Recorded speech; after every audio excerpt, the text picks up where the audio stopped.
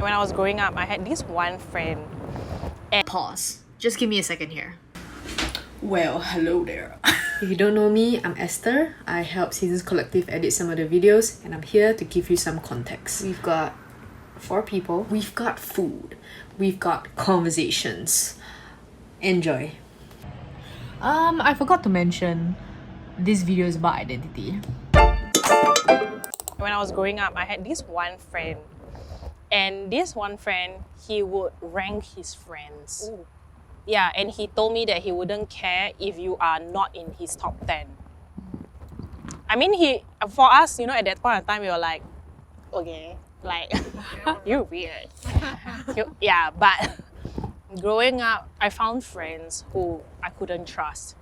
I found people who were telling me things that made me question my motivations in life. Not in a healthy way. Not in a good way, yeah. And then I started to realize that, hey, it is actually a very good way of helping you navigate whose words are the truth. Yeah, but I think it's about choosing a support group for when you need to, for the right time also lah. Choosing your friends wisely. I think community really helps develop identity lor. I think when you're settled and when in who you are and your identity, you will find it easier to rest also. knowing your identity is so important, right? Because there can be so many opinions that people are throwing on you. Yeah. But what is important is what you think about yourself Yeah. and the truth about who you are is what's important. So when I was in secondary school, physics wasn't my strongest subject. I remember our physics teacher asked us to go home and stand in front of the mirror and ask us to repeat this. I love physics. And really after 14 days, I felt like I started loving physics more. So there was just this one day where I just looked into the mirror and I wrote down a list of things that I would want to see myself improve or be better at. And the list consisted of I am smart, I am creative, I'm a problem solver, I am beautiful. And so every morning when I went to school, I would recite the list. And I think this is a very practical way of how I gain my confidence. If you really just quieten yourself down and you just really listen to yourself, you actually really know who you are. Yeah, but it's just that when situations bombard you, you tend to forget who you are. I mean, there's a practical thing that I personally did to understand who I am.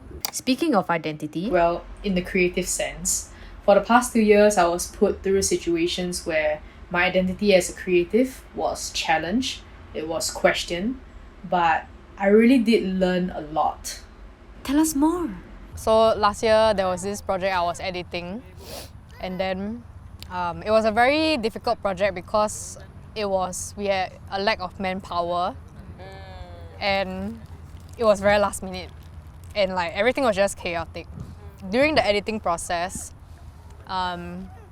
initially I was like, oh, this is not bad, but then like as I asked more and more people, I felt so like ungrounded. Is that even a word?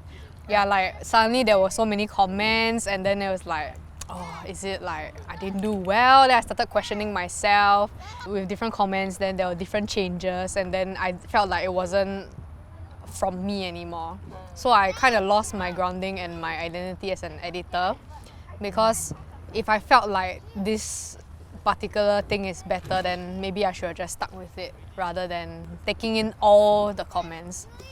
So yeah, I realized that quite late into the process, so it was quite a struggle, but yeah, I think after it was all done, I think it was still a good lesson anyways, to really know who I am as an editor and to be firm in what I think is best.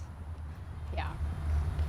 I think because you lost your status as a main chef, and you let too many cooks were like adding stuff into your soup already. And I let them edit in. Yeah, and you're like, if it tastes better, okay. Like you're not like guarding your dish. Yeah.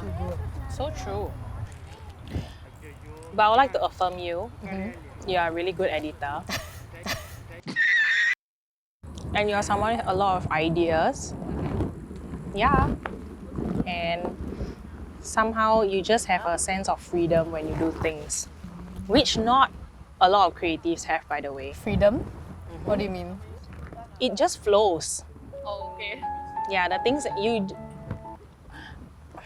Maybe you were just born with it. I don't know. Because Maybe not it's every... not Maybelline then. Why? Yeah, it just comes out of you.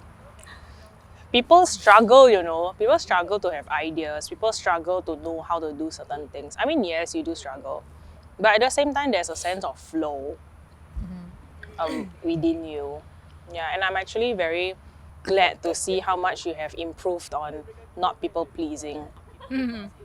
Yeah, and I've seen, Now I you think... take a compliment now. Yeah, I think from the just the past few months, like I've seen how you have grown in your stature and like your foundation. Like That sounds I know what I want, and I know what I'm doing is right, and you're like more sure about yourself and your abilities. And I think it's something you have grown. Yeah, grown in. And honestly, it's so good that you're learning it right now at your age, right?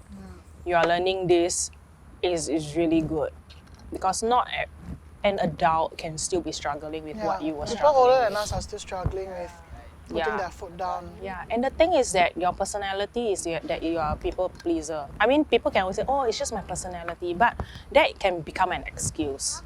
And I think you have kind of like counter-attacked your personalities.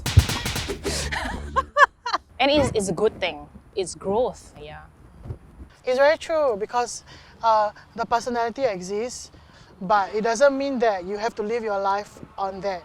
Like you can believe that, no, if this is what I want from, let's say in your case, your job, that this is the creative identity that you have and the freedom that you have in being an editor, then that is the identity that you already have. It isn't something that you want to work towards. And I think that that was something that shift your mindset to change the way you act and change the way you think also.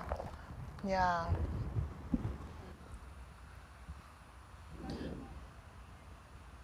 I think knowing your identity is very important. Yeah, and when you truly know who you are, not from other people's opinions, but from your own opinion, that is how you can find true rest. Because true rest comes from within. True rest comes from within. There are things that we can always do, like going for manicure, going for baths, walking, blah, blah, blah. But at the end of the day, if you still do not know who you are, there's always a sense of unrest. Is that a word?